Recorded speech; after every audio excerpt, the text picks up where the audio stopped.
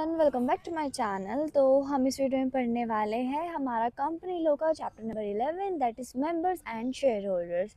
कि अभी तक हमने पढ़ा है कि शेयर कैपिटल क्या होती है, प्रोस्पेक्टस कैसे होता है, आर्टिकल ऑफ एसोसिएशन कैसे होता है, कंपनी कैसे फॉर्म होती है। अब हम देखते हैं कि जो कंपनी फॉर्म हो गई इसमें मेंबर्स कौन होंगे, कौन करेगा इनको अपॉइंट, कौन करेगा इनको मैनेज, कौन होते हैं शेयर होल्डर। जो शेयर्स की बात करके आए हैं, जिनको होल्ड कर रहे हैं, उनकी भी कोई रिस्पॉन्सिबिलिटी है कि नहीं है, उनके भी कोई फीचर्स है कि नहीं है। तो इस चैप्टर में वही सब रीड करने वाले हैं। तो पहले डेफिनेशन से शुरू करते हैं, दैट इज मेंबर्स। कि मेंबर्स कौन होते हैं। So a company is a composed of member. देखो, जो कंपनी में बहुत ज़्यादा मेंबर्स होते हैं और जो कंपनी है उसकी थोड़ी अलग एक एंटिटी होती है, तो पता ही है सबको। सो मेंबर्स कौन होते हैं, वो पर्सन जो जिनके नाम रजिस्टर में मेंशन होते हैं। Refers to a person whose name appears on the register of members. की मतलब एक प्रॉपर कंपनी का एक रजिस्टर बना होता है, फिर उसमें member of register of member करके ऐसा। तो जिस पर्सन का नाम उसमें होता है वो मेंबर बन जाता है। On the other hand the term shareholder refer to a person who hold share in the company. और शेयर होल्डर कौन होगा, जिसके शेयर्स उस कंपनी में होंगे। So section 2.55 of companies act क्या बोलता है, the subscriber of memorandum of a company shall be deemed to have agreed become members.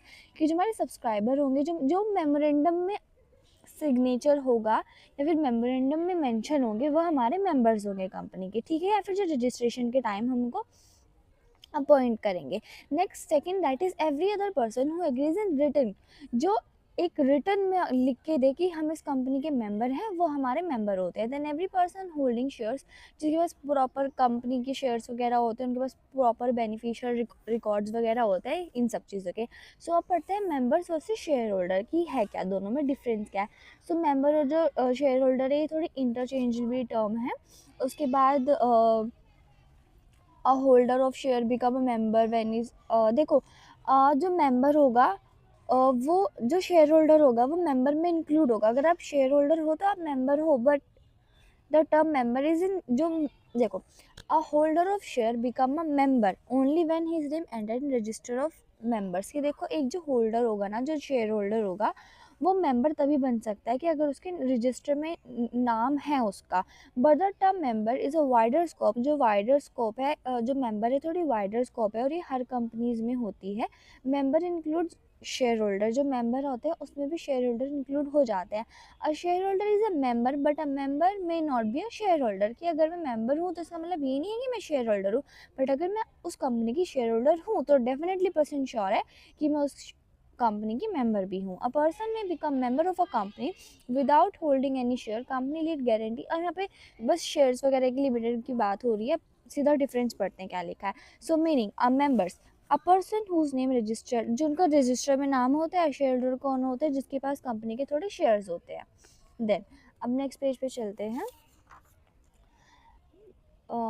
So second, registration requirement must be registered. जो हमारा मेंबर होता है वो प्रॉपर रजिस्टर में मेंशन होना चाहिए। एंड जो हमारा शेयर होल्डर होता है मे और मे नॉट बी रजिस्टर्ड, पर रजिस्टर्ड होना नहीं होना चाहिए, पर इसके बाद एक सर्टिफिकेट होना चाहिए कि इसके पास हमारे शेयर्स हैं। Then applicability applies to all type of companies. ये हर तरह की कंपनीज में आता है, लाइक जिनके पास शेयर कैपिटल नहीं होती उनमें भी आता है। लेकिन जो हमारे शेयर किसके पास होंगे, जो कंपनी आपको ऑफर करेगी शेयर कैपिटल, तो उन्हीं में होंगे ना शेयर। जो कंपनी आपको ऑफर ही नहीं करी, जैसे कि 1% कंपनी वगैरह, प्राइवेट कंपनी आपको पॉइंट ही नहीं कर रही, तो फिर नहीं बन सकते आप शेयर होल्डर उस कंपनी के। Fourth one, that is ownership of shares. A member may और may not have own share as is limited by guarantee. जो मेंबर होता है वो ले भी सकता है, नहीं भी ले सकता है शेयर्स उस कंपनी के। देन जो शेयर होल्डर होता है उसके पास तो कंपलसरी होता है शेयर्स होना। देन वोटिंग राइट, इंटेलेक्चुअल और वोटिंग राइट, जो हमारा मेंबर होते हैं उनके पास वोटिंग राइट होते हैं, और हमारे पास जो शेयर होल्डर होते हैं सिर्फ वही हो सकते हैं जो रजिस्टर्ड होते हो है हमारे रजिस्टर में, उन्हीं के पास वोटिंग राइट्स होते हैं। Then example situations, a person who share are under transfer but not registered is not a member until entry is registered. कि देखो, अगर कोई अ पर्सन हु शेयर, उसके शेयर्स तो है हमारी कंपनी में और ट्रांसफ़र में, बट वो हो नहीं पा रहे हैं, तो हमारा मेंबर नहीं बनता जब तक उसके शेयर प्रॉपर ट्रांसफ़र नहीं हो जाते। अ person who has purchase shares but not yet registered remain share holder until registration. इसके पास हमारे शेयर्स तो हैं बट वो रजिस्टर्ड नहीं है, तो जब तक उसके पास रजिस्ट्रेशन नहीं आएगी वो हमारा शेयर मतलब प्रॉपर ऐसे मेंबर नहीं बन सकता है। देन लीगल रिकॉग्नाइजेशन, रिकॉग्नाइजेशन होती है इसके अंडर सेक्शन 2.55, एंड इसकी प्रॉपर कोई सेपरेट डेफिनेटली कंपनीज वगैरह वगैरह कुछ नहीं है। तो बस ये था आपका छोटा सा डिफरेंस। अभी नेक्स्ट टॉपिक पढ़ते हैं। सो नेक्स्ट टॉपिक क्या बोलता है, अब पढ़ते हैं who can become a member, कि मेंबर कौन बन सकता है, मतलब कंपनी में मेंबर कौन कौन से बन सकते हैं। तो first is minor.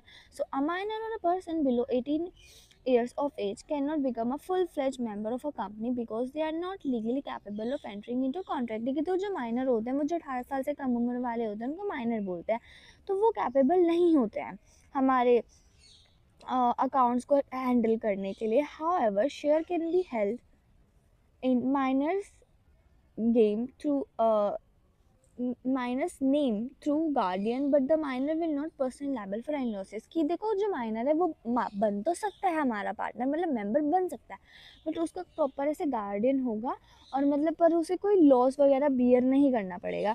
So minor कौन होता है, जो 18 साल से कम का होता है, उसको उसको शेयर्स अलॉट हो जाता है, वो कंपनी में आ जाता है एकदम माइनॉरिटी की पोजीशन में, उसको थोड़ी बहुत पोजीशन मिल जाती है और वो एक अपना नॉमिनी भी अपॉइंट कर सकता है, गार्डियन वगैरह भी अपॉइंट कर सकता है। Then second one, that is company. A company being a legal entity can become a member of another company। देखो कंपनी प्रॉपर कंपनी है, वो किसी और कंपनी का मेंबर भी बन सकती है। इट कैन परचेज शेयर्स, वो शेयर्स परचेज कर सकती है अपने ही नाम पे and enjoy all the rights and obligations of share holders, और वो शेयर होल्डर के सारे रूल्स एंड ऑब्लिगेशंस अवेल कर सकती है। Then, however, a subsidiary company cannot hold shares in holding company except in certain exceptional cases। बल्कि जो subsidiaries company होती है वो शेयर्स नहीं कर सकती अपनी होल्डिंग कंपनीज में। सो कंपनी वही थी कि वो इन्वेस्ट कर सकती है दूसरी अदर कंपनी में। Then subsidiary companies, a subsidiary company generally can not become a member of its holding company. जो सब्सिडरी कंपनीज होती है जनरली वो मेंबर नहीं बन सकती अपनी होल्डिंग कंपनी का। उसके बाद as it would lead to conflict of interest, अगर ऐसा आ गया तो यहाँ पे इंटरेस्ट का कन्फ्लिक्ट आ जाता है। The law restrict the ownership to prevent control over voting rights. तो यहाँ पे वोटिंग राइट्स की वजह से लॉ ने इस पर थोड़े कंस्ट्रिक्ट्स लगा दिए हैं। सो सब्सिडरीज कंपनी में क्या था, सब्सिडरी कंपनीज वो मेंबर नहीं बन सकते किसी होल्डिंग कंपनी का, ट्रांसफर ऑफ शेयर वहाँ पे वोइड आ जाएगा अगर आप करते हो तो। Then fourth one, that is partnership firm. So a partnership firm cannot become a member of a company because it is not a separate legal entity distinct from its member। देखो जो partnership है वो किसी company का member नहीं बन सकती क्योंकि इनकी सेपरेट लीगल एंटिटी नहीं है। However the partners themselves can jointly hold shares in their individual name, but में अगर वे जॉइंटली अगर वे इंडिविजुअली जाके शेयर्स परचेज करते हैं तो वो कर सकते हैं। तो मतलब वो प्रॉपर फॉर्म नहीं जा सकते, वो इंडिविजुअली करना चाहते हैं तो वो बन सकते हैं नॉन प्रॉफिट वगैरह के लिए। Then fifth one, that is foreigners. So foreigners, foreign nationals can become member of a Indian company provide they comply with foreign exchange management act. वो फीमा में जाके कर सकते हैं और जो अदर गवर्नमेंट रेगुलेशंस होते हैं, मतलब फॉरेनर्स भी कर सकते हैं बट उनके लिए ना फीमा में पहले अब इंडल्ज होना पड़ेगा, उसके बाद कुछ आगे हो सकता है। देन फिक्शियस पर्सन, अ फिक्शियस और imaginary person can not become member of a company. Fictitious और एक इमेजिनरी पर्सन मेंबर नहीं बन सकता है किसी कंपनी का। If shares allotted in fake name such allotment considered invalid. अगर आप फेक नेम्स पर अलॉट कर दोगे तो वहाँ पे जो ट्रांजेक्शन होगी, अलॉटमेंट होगी, वो उसे इनवैलिड कर देंगे। देन उसके बाद next one, that is insolvent. An insolvent person who disqualified from managing companies can be a member until the name removed with the register of member। कि जब तक उसका रजिस्टर में नाम है तब तक वो है, नहीं तो उसको निकाल देंगे। However, their rights are generally exercised by official receiver assignee। बल्कि जो उनके रूल्स वगैरह होते हैं उनके असाइनी या फिर ऑफिशियल रिसीवर मैनेज कर सकते हैं। तो मतलब वो प्रॉपर ऐसे मेंबर, वो मेंबर तो नहीं बन सकता बट उसका नाम ऐसे इंसॉल्वेंट हो जाता है तो रजिस्टर में रहता है उसका नाम पर फिर भी। देन अब पढ़ते हैं मिनिमम नंबर ऑफ मेंबर्स। देखो जो मिनिमम नंबर है 1% कंपनी के लिए तो 1 है, and minimum number of members for a company 1% के लिए 1.7 है पब्लिक कंपनी के लिए, एंड हमारे 2 होते हैं हमारे प्राइवेट कंपनीज के लिए। देन मैक्सिमम नंबर कितने होते हैं, मैक्सिमम नंबर होते हैं प्राइवेट कंपनी के लिए 200 होते हैं, पब्लिक कंपनी के लिए तो कोई लिमिट ही नहीं है।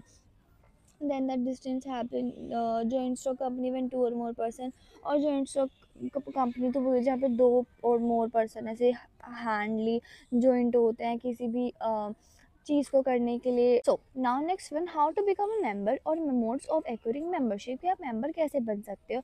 तो बहुत ज़्यादा 6 तरीके हैं देखो उसके, या तो आप मेंबर एसोसिएशन के थ्रू बन सकते हो, एप्लीकेंट और अलॉटमेंट के थ्रू बन सकते हो, शेयर्स की वजह से बन सकते हो, ट्रांसमिशन ऑफ शेयर्स की वजह से बन सकते हो, या फिर बेनिफिशियल ऑनर है आपका, या फिर आपका स्टेपल और होल्डिंग आउट है।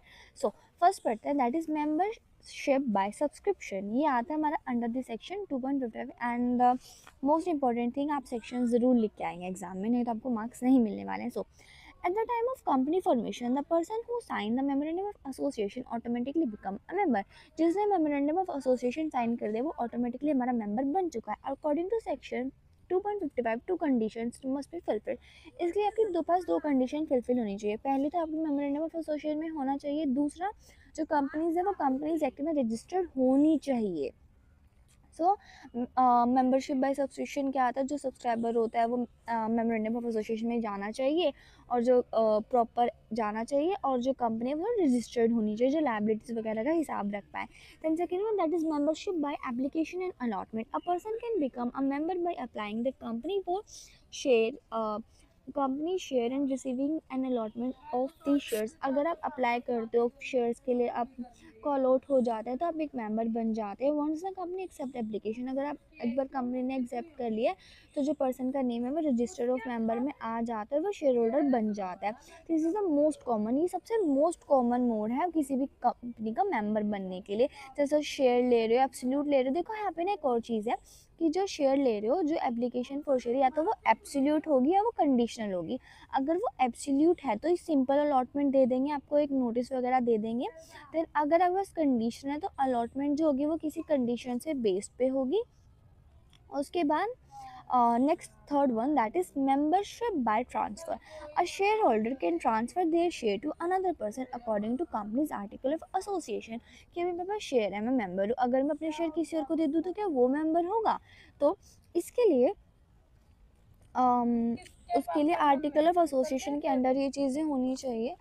सो a shareholder can transfer their share to another person according to company's article of association. When the transfer deed is registered and the transferee's name entered in the company's register, the new holder become a member. अगर उसका नाम है और अगर वो लिखवा देता है नाम तो वो एक न्यू मेंबर बन सकता है। Then this method ensure smooth change of ownership in the companies. अगर आप ये मेथड अडॉप्ट कर रहे हो तो एक स्मूथ फ्लो करता है। जैसे कि जो शेयर्स है वो मूवेबल प्रॉपर्टी है, आप उसको कहीं भी प्रॉपर मूव कर सकते हो। सेक्शन 44 के अंडर आप एग्जिस्टिंग मेंबर दे सकता है किसी भी कंपनी को, बस उसको बुक्स में नाम चेंज कराना होता है। Then fourth one, that is membership by transmission. So when the ownership of shares changes due to death, insolvency, lunacy of member. अगर आपकी डेथ हो रही है, इंसॉल्वेंट हो रहे हो, तो यहाँ पे आपकी जो ऑनरशिप होगी, जो आपकी मेंबरशिप होगी वो कोल्ड होगी ट्रांसमिशन ऑफ शेयर्स। सो यहाँ पे होगा द लीगल हायर असाइनी और representative automatically become entitled to do shares on the company records. की जो भी आपका नॉमिनी होगा आपको वो सब मिल जाएंगे। तो यहाँ पे ट्रांसफ़र की ज़रूरत नहीं होती, ऑटोमेटिक ही ट्रांसफ़र हो जाता है जो भी आपका लीगल रिप्रेजेंटेटिव होता है। The next one, that is fifth, that is membership by beneficial owners. A beneficial owner is a real owner of the share even if the share are registered in someone else's name। कि देखो मैं real honour हूँ, मैं beneficial owner हूँ, अगर जब मैंने किसी को शेयर दे भी दिए फिर भी। उसके बाद for example when share are held through a deposit, जैसे एक डिपॉजिटरी वाला होता है, the depository name appear in the companies register. जो डिपॉजिटरी होता है उसका नाम होता है रजिस्टर में। Then but the investor is a true beneficiary. But जो इन्वेस्टर रोल है, मतलब मैं परचेज करवा रही हूँ ना, मैंने एक मीडिएटर लिया तो मीडिएटर को नहीं होगा उसका राइट मेरा होगा, क्योंकि उसकी ट्रू इन्वेस्टर मैं हूँ। देन उसके बाद such person enjoy all rights and benefit attach to their shares. और इन सब पर्सन को सारे बेनिफिशियल्स मिल जाते हैं जो जो उनको अवेल होने होते हैं। Then last one, that is membership by acquisition or stopper. A person may be treated as member if their conduct shows acceptance of membership even without any formal registration. This happens under the principle of estoppel, where the person cannot deny membership after acting for once, for example by accepting dividend or attending meetings. It is implied with कि अगर आप join कर ले तो फिर आप उसको deny नहीं कर सकते। If the name of person, अगर आपका कंपनी के रजिस्टर में नेम आ गया तो वो एक्सेप्ट प्रॉपर, आप उसके अलावा कोई ऑब्जेक्शन क्रिएट नहीं कर सकते, मेंबर हमारे बन चुके हैं। The next one that is termination of membership की टर्मिनेशन ऑफ मेंबरशिप कैसे कर सकते हो. So the termination of membership means ending the relationship between member of a company, कि अगर अब आपको फर्दर मेंबर नहीं बनना है किसी कंपनी का. सो उसके बाद the person cease to a member when their name is remove from the register. तो वो सीज हो जाता है जब उसका रजिस्टर से नाम निकल जाता है. So this can happen either due to act of parties और ऑपरेशन ऑफ लॉ. या दो तरीके से होता है, या तो आप खुद से कर रहे हो, वॉलंटरी कर रहे हो, या फिर आपने लॉ आपको लॉ ने किया है.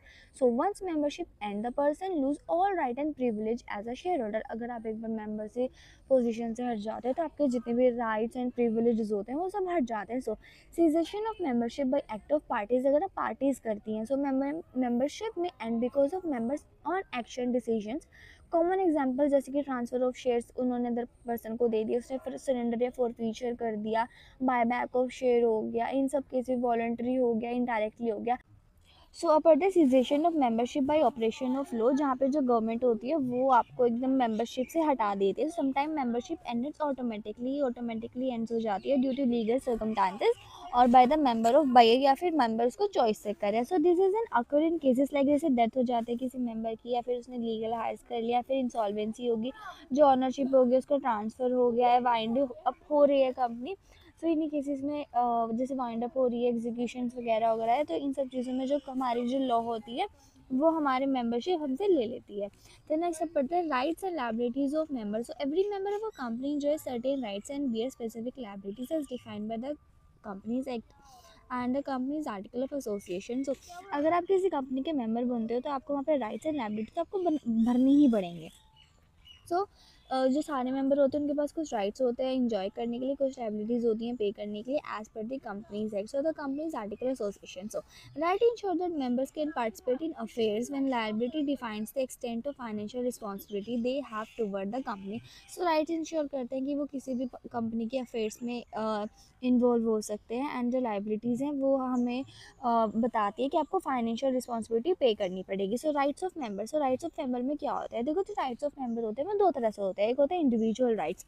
सो इंडिविजुअल राइट्स क्या होते हैं, दीज आर पर्सनल राइट्स. जो पर्सनल राइट होते हैं जो ईच मेंबर सेपरेटली इंजॉय कर सकता है, जैसे कि right of transfer of share, right of receive notice, उनको नोटिस मिल सकता है, मीटिंग्स अटेंड कर सकते हैं, राइट है उनका प्रोटेक्ट अगेंस्ट पर्सनल इंटरेस्ट के अकॉर्डिंग. देन कलेक्टिव राइट्स कौन कौन से जो प्रॉपर एज अ ग्रुप कर सकते हैं, कॉर्पोरेट मेंबरशिप राइट्स होते हैं. So these rights are executive jointly by members as a group, not individually.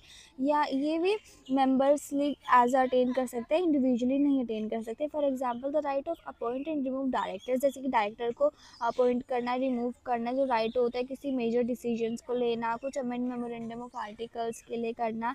Then such right ensure the member collectively control the companies keys policies. ये जो rights होते हैं company के की पॉलिसीज के लिए भी ले सकता है. सो लायबिलिटीज ऑफ मेंबर में क्या बोलते हैं, कंपनी विद अनलिमिटेड लायबिलिटी, जहाँ पे उनके घर के बर्तन में बिक जाता है, लाइक अनलिमिटेड लायबिलिटी, उनको फाइनेंशियल रिस्पॉन्सिबिलिटी उनके पास पूरी आ जाती है, उनके पास डेट पे करने के लिए पैसे नहीं है, तो उनको अपने पर्सनल प्रॉपर्टी से कॉन्ट्रीब्यूट करना पड़ता है.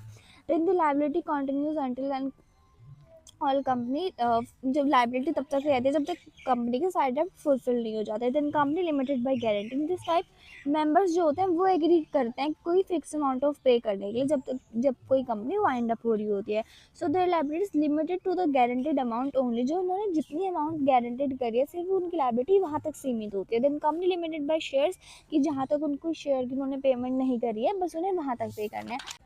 हमारे बुक में थोड़े और राइट्स भी हैं. ये राइट्स ना मैं आपको चैनल पे इनकी फ़ोटोज़ डाल दूँगी. उसमें जैसे कि ना सेक्शंस के अकॉर्डिंग है कि सर्टिफिकेट मिलता है उनको, सर्टिफिकेट ऑफ स्टॉक का, प्रॉपर नोटिस मिलने का, रिस्ट्रिक्शंस का, मेमोरेंडम ऑफ आर्टिकल्स का, ट्रिब्यूनल के लिए अप्लाई करने का, प्रॉपर कॉपी मिलने का, प्रॉफिट एंड लॉस अकाउंट का. वन लाइन के आप खुद से भी पढ़ोगे तो समझ में आ जाएंगे, ऑल दो मैं ग्रुप में फ़ोटो डाल दूँगी इनकी.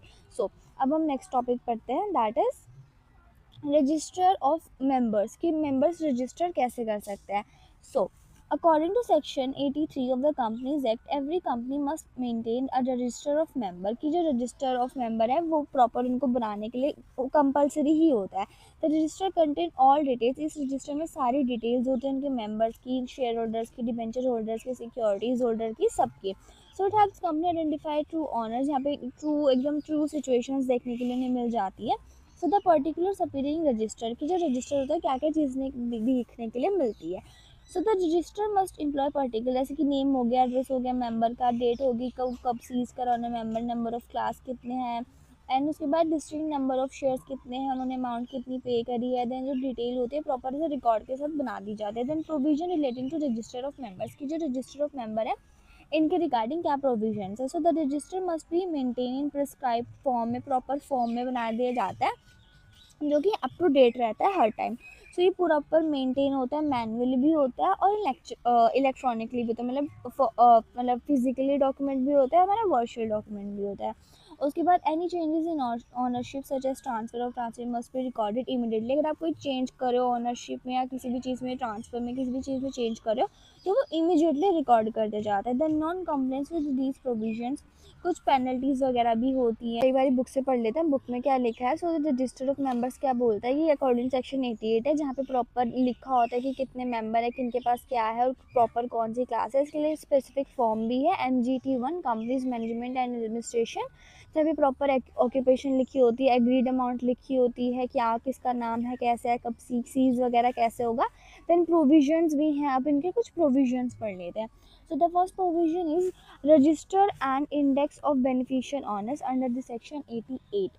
So in addition to the register of member, every company must also maintain the index of name of beneficial owner, कि उनके पास प्रॉपर इंडेक्स होती है बेनिफिशियल ऑनर के नाम से। फिर उसके बाद this helps identify the real owners, इससे हमारे रियल ओनर्स पता लग जाते हैं, उनके नाम प्रॉपर डिपॉजिटर्स के। तो index makes the easier to trace ownership, जो इंडेक्स होते हैं थोड़ी ईजियर हो जाते हैं जिससे वो ईजिली उनको ट्रेस कर पाए। Then second one, that is location of the register and the register and right of inspection under the section 94। the register of member must keep the जो प्रॉपर रजिस्टर होता है प्रॉपर ऑफिस में रखा जाता है, इसमें members, debenture holder, other security सब proper सब कुछ लिखा होता है। द कंपनी में change the nominal fee for inspection, जो कंपनी है वो प्रॉपर एक नॉमिनल फीस चार्ज कर सकते हैं फॉर द इंस्पेक्शन और ट्रांसफरेटिव अकाउंटेबिलिटी के लिए। Then third one, that is making extract from the register. So member are allowed to take extract, वो जो मेंबर्स होते हैं वो अलाउ होते हैं कि वो कभी भी आप उसकी कॉपीज़ वगैरह ले सकते हो अगर आपको सबमिट वगैरह करना है, बट उसके लिए आपको पहले फीस पे करनी पड़ेगी। द कंपनी में provide such expanse with in a reasonable time, इनको रीजनेबल टाइम के अंदर सब चीज़ें करनी पड़ती है। फिर उसके बाद the fourth one, that is power to close the register. So company has the right to close the register for member for certain period, हम इसको क्लोज कर सकते हैं but for the certain period only. For example during the declaration of dividend और right, जैसे कि rights and dividends के time पे आप इसको थोड़ी देर के लिए स्टॉप कर सकते हो। Then however the closure period can not exceed 45 day, बल्कि जो इनका क्लोजर पीरियड होता है वो 45 डेज से और विद इन एक साल में नहीं हो सकता और 30 डेज तक।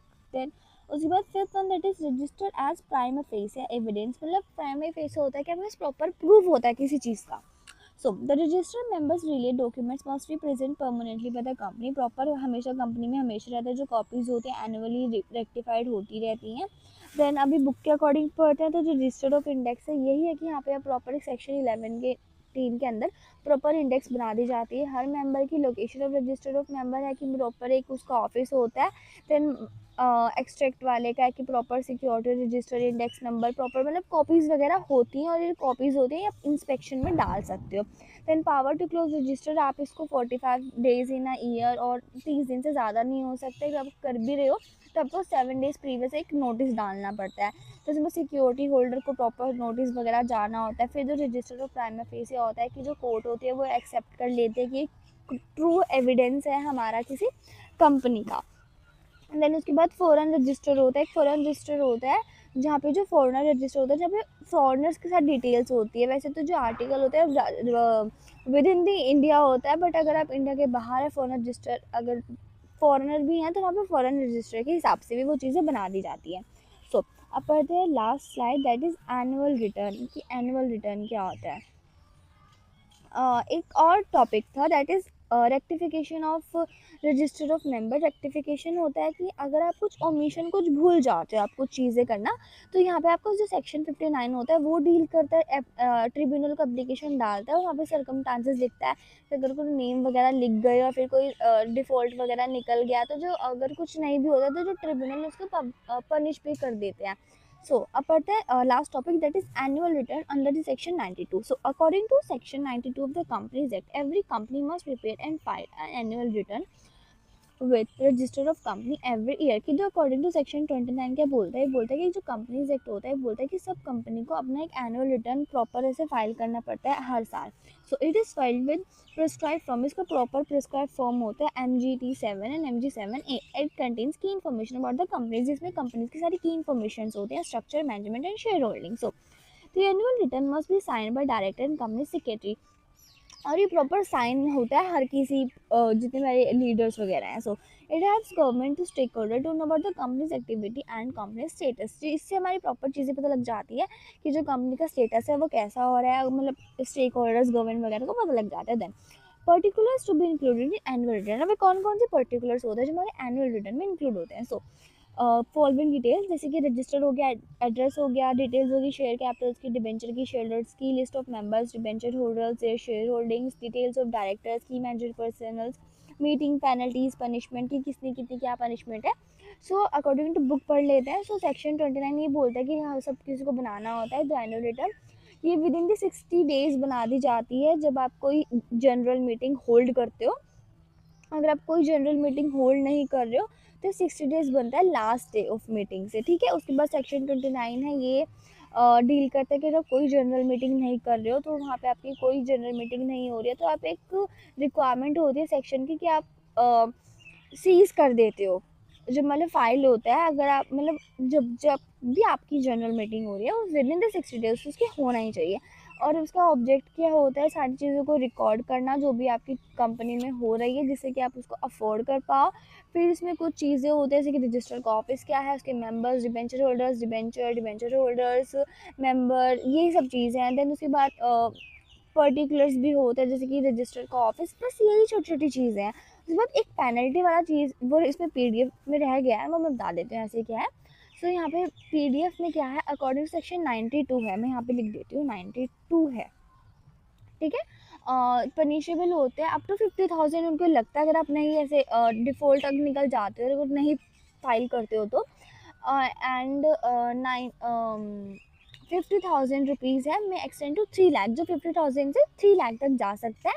And every official default the punishable. और जो हमारे जितने भी ऑफिसर्स हैं ये पनिशेबल हो सकते हैं 6 मंथ के लिए with the fine of 50,000. All right, so yeah that's for your chapter number 11, that is membership and share holder. Thank you for watching. See you next video. Until the next video, take care.